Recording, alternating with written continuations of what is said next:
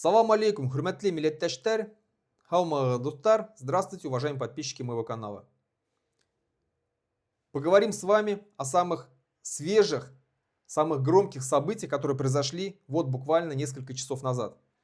Я говорю о том, что вооруженные силы Соединенных Штатов Америки вторглись этой ночью на территорию Венесуэлы, разбомбили ее военные базы, порты, аэродромы.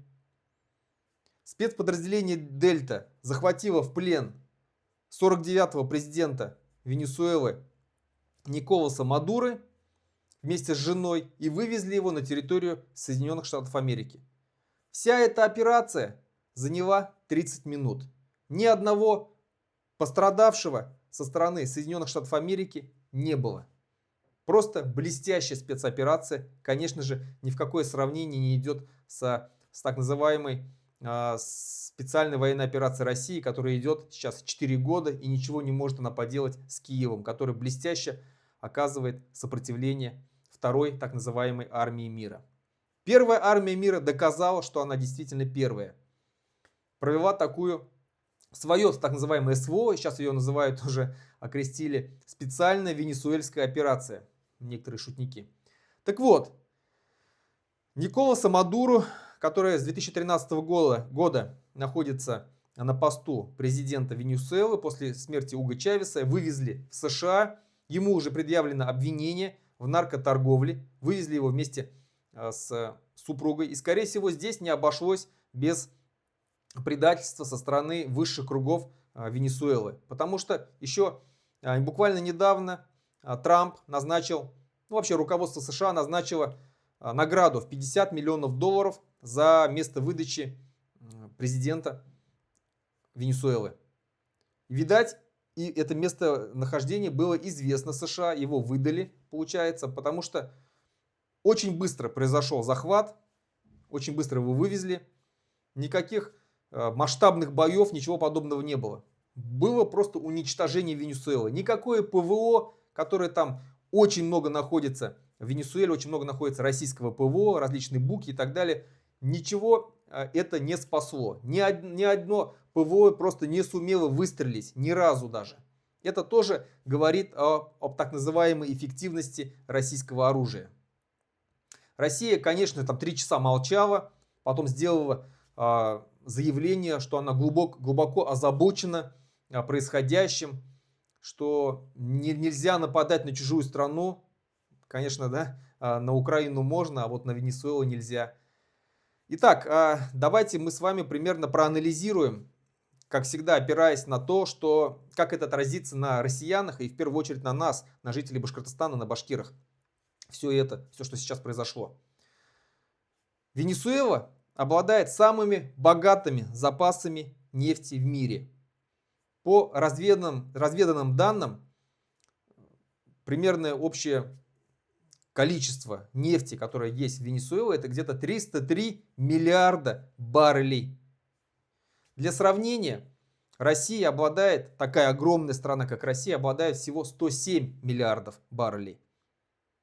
Кувейт 101 миллиард баррелей. А вот у такой маленькой Венесуэлы 303 миллиарда, в 3 раза больше. Это самые большие запасы нефти в мире. Плюс еще газа там очень много. Газа, если я не ошибаюсь, там 5,5 триллионов кубических метров природного газа. В общем, огромные богатства.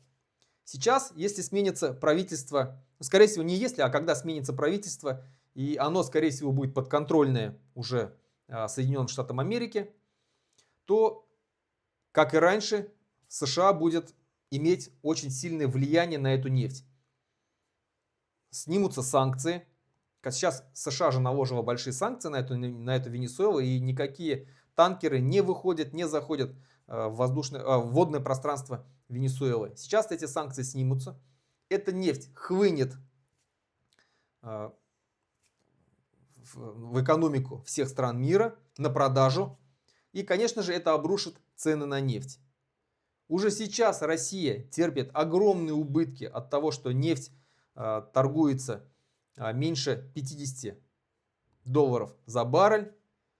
И, конечно, еще венесуэльская нефть, она просто обрушит цены на нефть.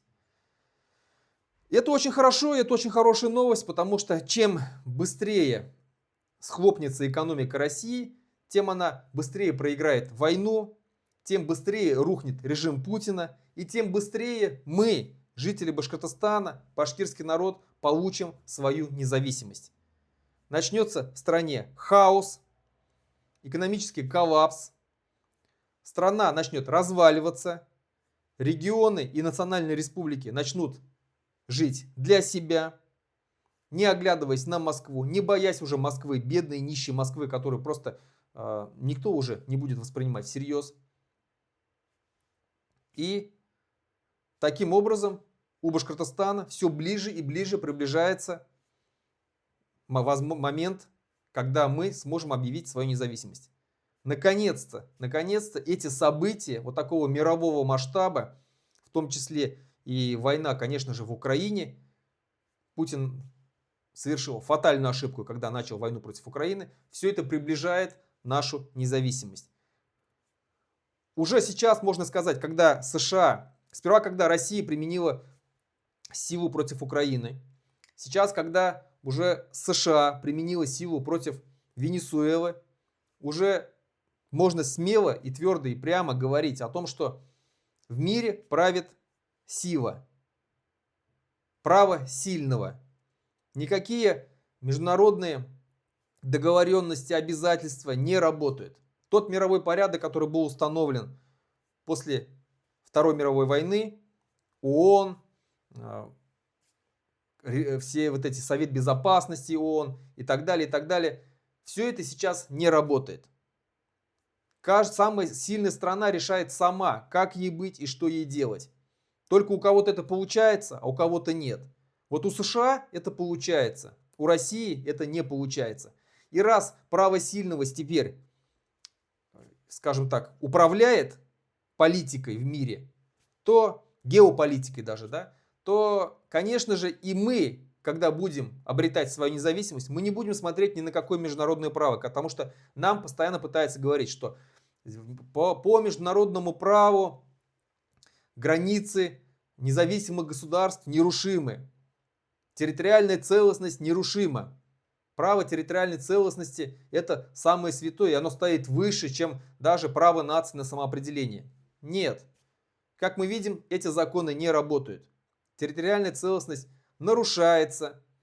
Путин вон свободно отжал Крым, и сейчас идут переговоры о том, чтобы признать этот Крым российским. Конечно же, Украина сопротивляется, Европа сопротивляется, а США вот это продавливает. Сейчас США напала на Венесуэлу и просто захватила ее президента. Еще раз говорю, сейчас мир вот входит в такую турбулентность, когда право сильного заменило право, вообще любое международное право. Поэтому и мы не будем смотреть ни на какое международное право, мы будем объявлять о своей независимости, отсоединяться от этой империи, от этой кровавой империи под названием Россия, вместе с нами, с нашими другими братьями, с татарами, чувашами, саха, чеченцами, ингушами, дагестанцами, калмыками, бурятами и так далее, и всеми народами. И будем создавать свои независимые государства, свои союзы независимых государств. Наша Республика Башкортостан войдет в состав Организации тюркских независимых государств. И так мы начнем жизнь впервые. Башкиры получат независимость и свое независимое государство. И это уже будет скоро, я вас уверяю. Россия летит в тартарары, и в ближайшее, очень близкое время мы увидим крах этой империи. Держим кулачки, как говорится, за то, чтобы Путин быстрее рухнул. Вся экономика России рухнула, Россия рухнула, а Башкортостан восстал и стал независимым государством. Хау болыңыз, хурматлы милләттәшләр, подписывайтесь на мой канал, ставьте лайки, пишите в комментариях, давайте обсуждать.